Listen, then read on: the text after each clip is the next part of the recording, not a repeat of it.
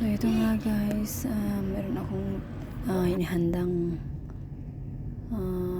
karne ng baboy. Nilagyan ko siya ng bigas. Tsaka ayun lang, nilagyan ng pampalasa. Yun lang ang ginawa ko. So ito na nga guys, imamarinate ko lang yan siya ng mga 10 to 15 minutes para naman magkaroon siya ng lasa. So, matagal-tagal ko na din itong hindi nagagawa. Char. Last kong nagawa ito is 2009. It was Dubai. So, let's do this and try kung magugustuhan ng aking mga alaga. So, sana ay magustuhan nila para mauulit-ulit. So, ayun nga guys. Mahirap lang butasin yung yung potato kasi wala akong pangbutas. So ang ginawa ko na lang is meron akong straw na stainless, so yun ang ginamit ko.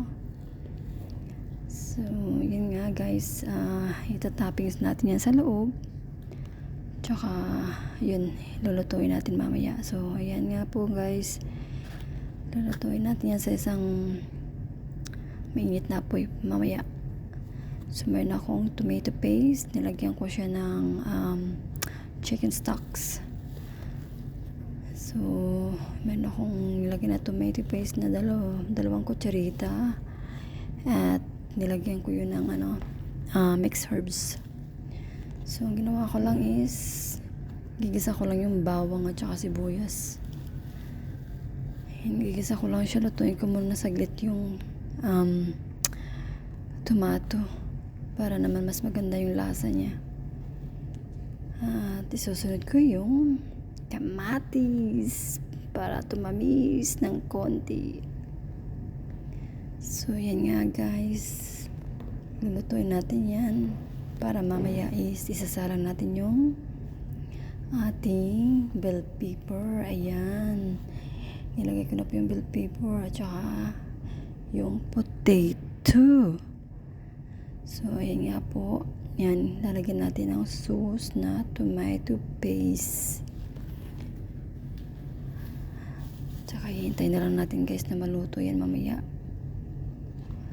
So, we'll be back for later. Hihintayin natin kumulo. Yan, nagpapakulo tayo yan.